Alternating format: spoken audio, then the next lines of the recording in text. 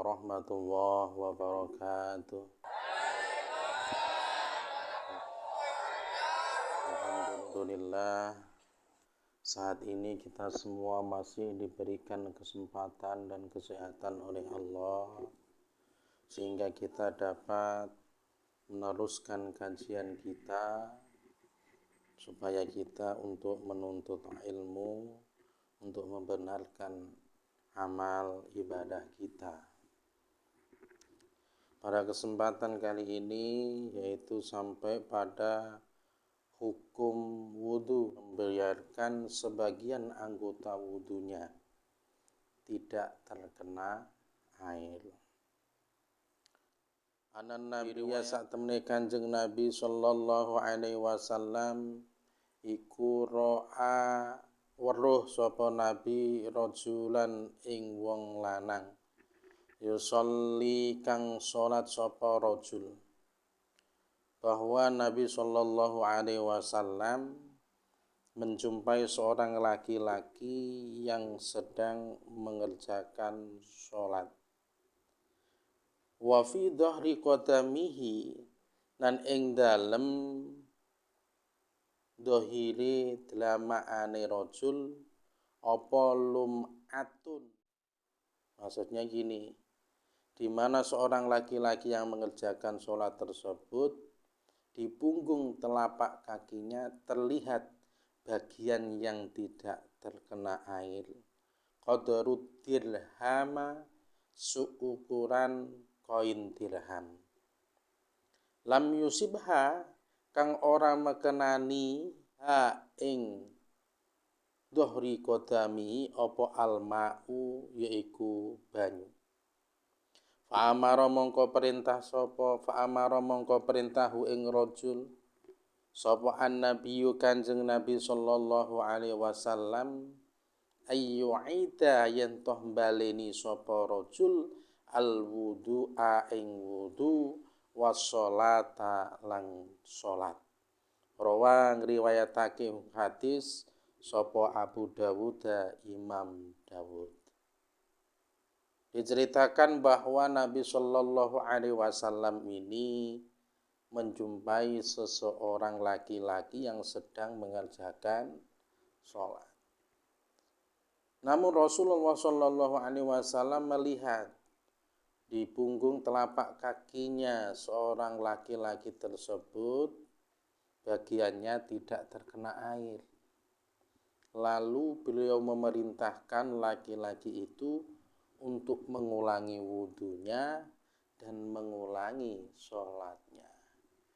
Dengan kata lain, kalaulah kita ini wudu di bagian anggota rukun wudu kita, apa di wajah, di tangan, di kaki kita dan sebagainya, ada seukuran kecil tidak terkena air, maka wudu kita tidak sah. Kalaulah wudu kita ini tidak sah, maka ibadah kita termasuk melakukan sholat setelah wudu juga tidak sah. Makanya Rasulullah SAW tersebut menyuruh laki-laki yang mana anggota tubuhnya tersebut dalam rukun anggota tubuhnya tidak terkena air, disuruh untuk mengulangi wudunya dan mengulangi sholatnya. Kemudian yang keenam adalah sunahnya wudu. Jadi sunah wudu. Wudu ini ada sunahnya. Sunnah yang dimaksud dengan sunnah adalah ketetapan dari Rasulullah Shallallahu Alaihi Wasallam, baik berupa ucapan maupun perbuatan. Ja'a minan Nabi sallallahu alaihi wasallam qaulun wa fi'lun. Sesuatu yang dari Rasul, yang mana dari ucapan Rasul atau perbuatan Rasul, itulah yang disebut sunnah. Adapun di antara sunnah-sunnah wudu, di antaranya yang pertama yaitu membaca basmalah. Basmalah ini dibaca ketika memulai wudu.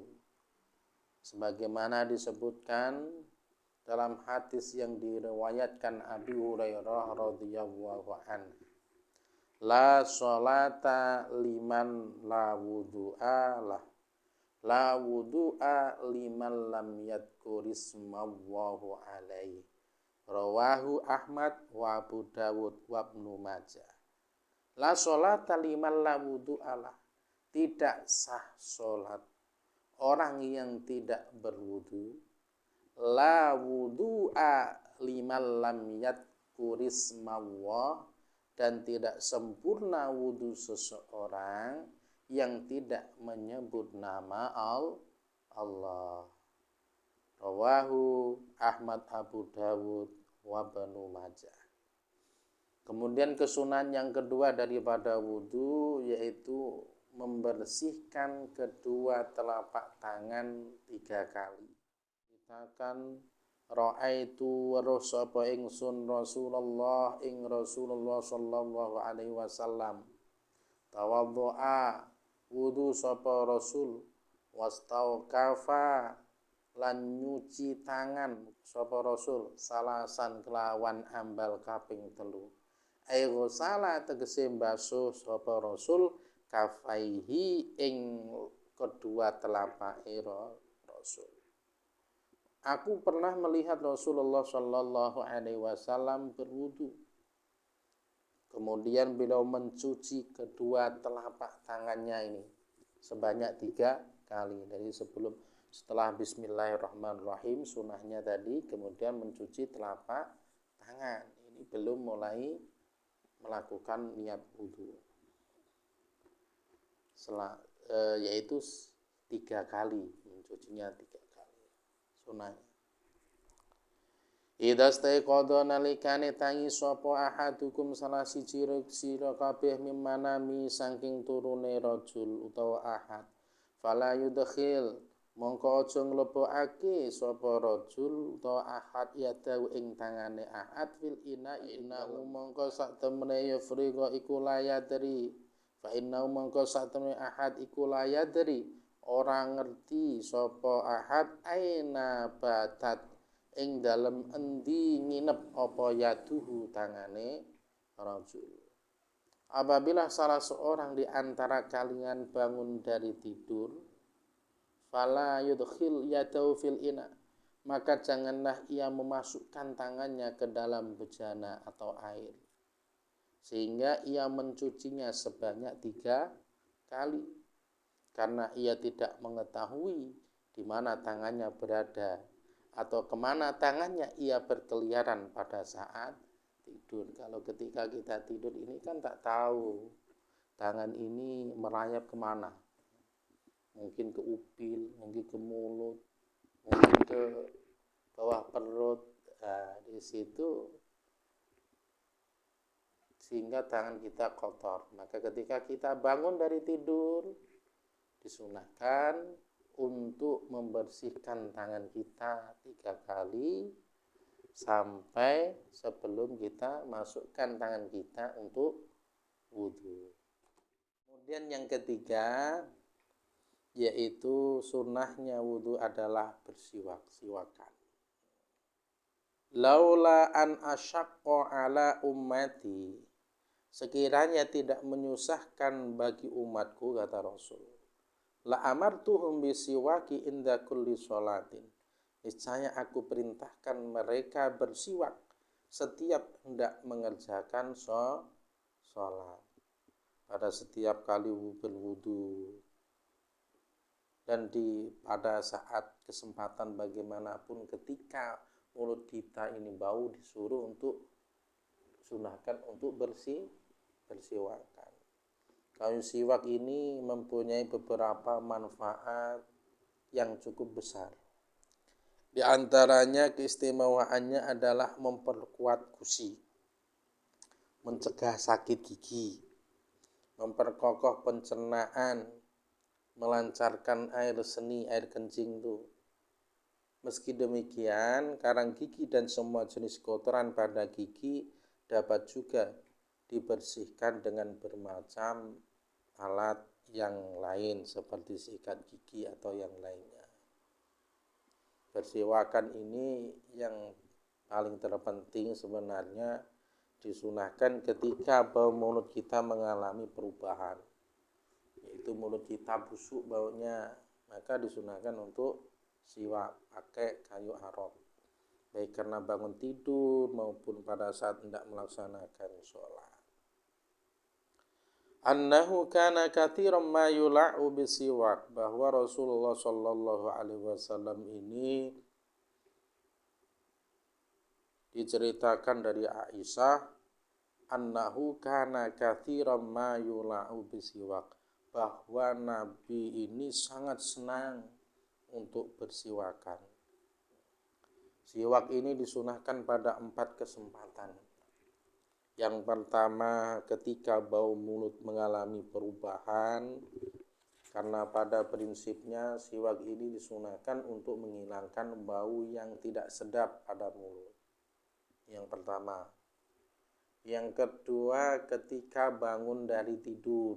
Tidur ini baunya udah gak enak mulutnya, disunahkan untuk bersiwak.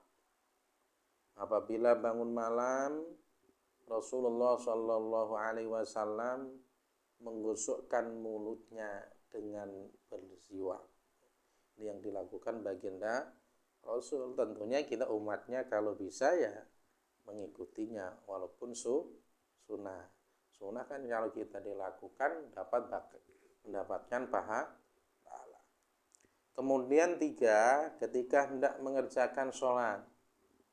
Habis wudhu kita mau mengerjakan sholat, disunahkan untuk siwakan. Sebagaimana yang disebutkan dalam hadis, yaitu laula an asyukka ala ummati la amartuhum bisiwak inda kulli sholatin. Sekiranya tidak menyusahkan bagi umatku, niscaya aku perintahkan mereka bersiwak setiap hendak mengerjakan sholat. Kemudian yang keempat, sunnah siwakan yaitu pada tempat ketika hendak membaca Al-Quran. Kita baca Al-Quran ini kan berhadapan dengan Allah. Ketika kita membaca Al-Quran, seakan-akan kita bercakap-cakap dengan Allah. Makanya kita disunahkan untuk siwakan, sunnah. Kemudian yang ketiga, sunnah daripada wudu adalah berkumur 3 kali. In tawadda'ta famadmid. Apabila engkau berwudu, maka berkumurlah. Kumur itu memasukkan air ke dalam mulut. Kemudian air digerak-gerakkan di dalam mulut. Air 3 kali. Kemudian yang keempat, sunnah daripada wudu adalah intinsyaq dan intishar 3 kali. Wabaligi fil istinsyaq illa an takuna sha'iman. Dalamkanlah ketika menghirup air sampai ke rongga hidung, kecuali kalian dalam keadaan berpuasa. Dari sunnah daripada wudu intinsyaq, yaitu mengambil air kemudian dibuang 3 kali.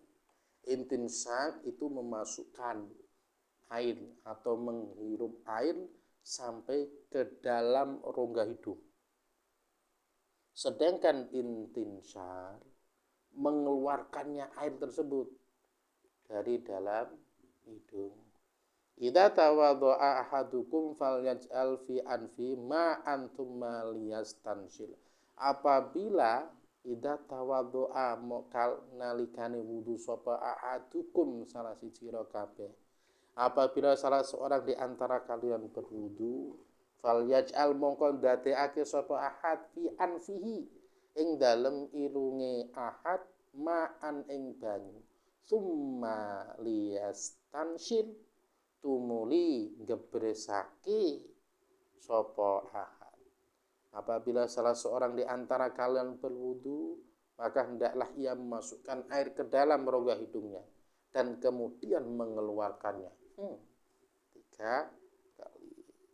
Bahwa intinsyak itu disunahkan dengan tangan kanan, sedangkan intinsar dengan menggunakan tangan kiri.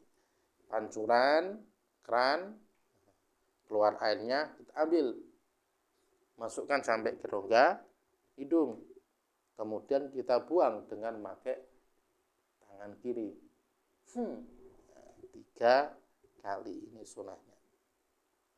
Kemudian selanjutnya sunah wudu adalah membersihkan sela-sela jari. Sela-sela jari ini. Ada sebuah hadis dari Ibnu Abbas bahwa Nabi Rasulullah Muhammad sallallahu alaihi wasallam bersabda, "Idza tawadha'ta nalikane wudu sapa sira, fa khallil mongko nyelani sira asabi ayatika ing pira-pira driji tangan ira, warid laika lan driji sikil loro ira. Apabila engkau berwudu, maka bersihkan sela-sela jari dari kedua tangan dan sela-sela jari dari kedua kaki. Adapun menggerakkan cincin, ketika ibu-ibu ini kan punya cincin emas, cincin dari bahan baja, besi, monel dan lainnya. Menggerakkan cincin yang menempel pada jari dan gelang pada lengan atau jam, gelang saat wudu adalah perbuatan yang disunahkan, sehingga wudunya menjadi benar-benar sempurna. Ini mempunyai tujuan supaya apa? Kan kadang ada cincin ini melekat sampai lengket, digerak-gerakkan supaya airnya masuk. Kalau tidak masuk, nanti tidak sah wudunya. Maka disunahkan untuk menggerakkan supaya airnya bisa mengalir ke dalam cincin. Kemudian yang ketiga, yang selanjutnya adalah mendahulukan yang kanan. Ini sunnah wudu, yaitu mendahulukan yang kanan. Ketika wudu, kita dahulukan yang tangan kanan, tangan kiri, telinga kanan, telinga kiri. Karena ana sapa Rasulullah sallallahu alaihi wasallam iku yuhibbu demen seneng sapa Rasul ataya munafi tanaulihi wa tarajulihi wa tuhurihi wa fi sya'ni kulli. Bahwa Rasulullah sallallahu alaihi wasallam suka mendahulukan bagian sebelah kanan dalam memakai sandal, melangkahkan kaki, bersuci, dan dalam segala urusannya. Ini dalilnya. Jadi apapun kebaikan, ketika melangkahkan kaki, memakai sandal, bersuci, ini Rasulullah SAW mendahulukan anggota badan yang kanan. Contoh ketika kita makan, melangkahkan kaki, pakai kaki kanan, bersuci. Ada riwayat lain, yaitu apabila kalian memakai pakaian dan berwudu, maka mulailah dengan sebelah kanan. Kemudian sunnah yang selanjutnya adalah mengusap daun telinga, bukan daun pintu, daun telinga. Mengusap daun telinga. Anna Rasulullah sallallahu alaihi wasallam satemene Rasulullah sallallahu alaihi wasallam iku masaha ngusap sapa Rasul fi wudu'i ing dalam wudune Rasul ra'sahu ing sirahe Rasul wa udunaihi lan kuping lorone Rasul dhahirahuma ing dalem dhahirine ra'sihi wa udunaihi wa batinahuma lan batine ra'sahu wa udunaihi wa dakhala lan mlebokake sapa Rasul usbu'aihi ing jari ne Rasul fi dhamahi udunaihi. Di dalam wudunya Rasulullah sallallahu alaihi wasallam ini mengusap kepala dan kedua telinganya, yaitu bagian luarnya dan dalamnya. Beliau memasukkan kedua jari tangan dan kanan dan kiri ke dalam lubang telinganya. Ini Rasulullah. Dari ketika kita berwudu mengusap telinga, baik bagian dalam maupun luarnya.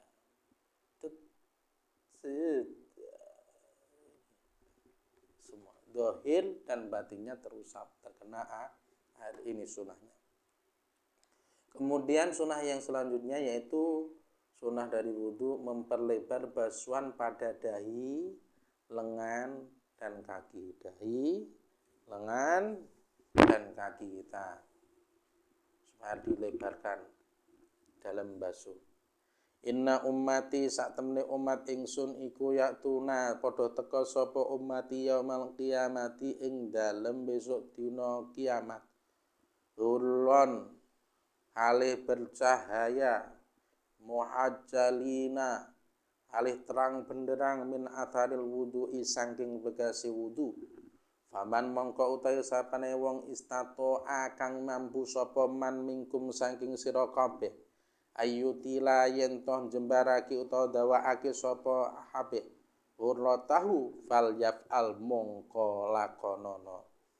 Akan datang umatku pada hari kiamat yaktuna yaumal qiyamah ghurran muhajjalin, yaitu dengan tanda cahaya yang cemerlang pada dahi-dahi mereka, lengan dan kaki mereka dari bekas berwudu.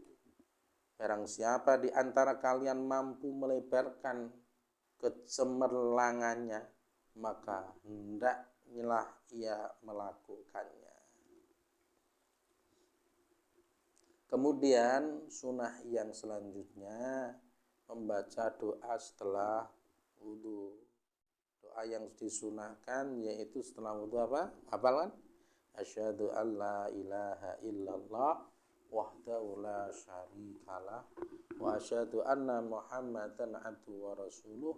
Allahumma ij'alni minat tawwabin waj'alni minal mutatahhirin waj'alni min ibadikas sholihin. Man tawadhu'a man taisapane wong iku tawadhu'a wudu sapa man fa ahsana mongko bagusana sapa man al wudu'a ing wudu. Summa qala tumuli ndonga sapa man asyhadu an la ilaha illallah wahdahu la syarikalah wa asyhadu anna Muhammadan abduhu wa rasuluh. Barang siapa yang berwudu dengan sebaik-baik wudu, kemudian setelah wudu maka ia harus berdoa. Apa doanya? Asyhadu an la ilaha illallah wahdahu la syarikalah. Aku bersaksi bahwa tiada Allah yang patut disembah selain Allah. Wa asyhadu anna Muhammadan abduhu wa rasuluh. Dan aku juga bersaksi bahwa Muhammad adalah hamba sekaligus utusan Allah. Allahumma ij'alni minat tawwabin. Ya Allah, jadikanlah aku termasuk golongan orang-orang yang bertaubat. Waj'alni minal mutatahhirin, dan jadikanlah kami pula termasuk orang-orang yang bersuci atau mensucikan diri. Futihat, maka akan dibukakan nau kedue man apa samaniyatu abwabil jannah, yaiku 8 pintu surga yadkhulu kang mlebu sapa man min ayywa syaa saking endi-endi pintune kang karep sapa man ing surga.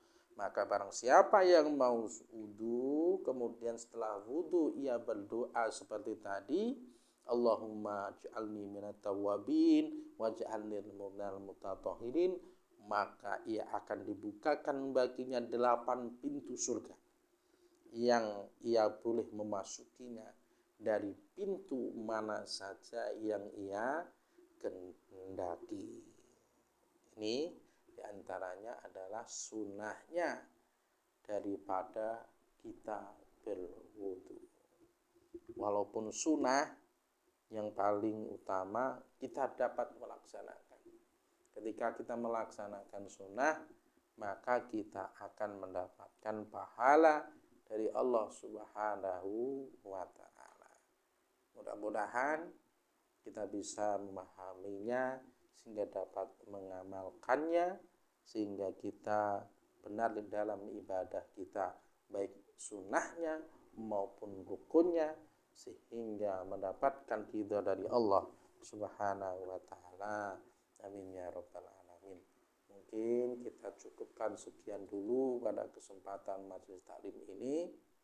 Kita lanjutkan pada kajian selanjutnya pada pertemuan yang akan datang. Terima kasih. Wabillahi taufiq wal hidayah. Assalamualaikum warahmatullahi wabarakatuh.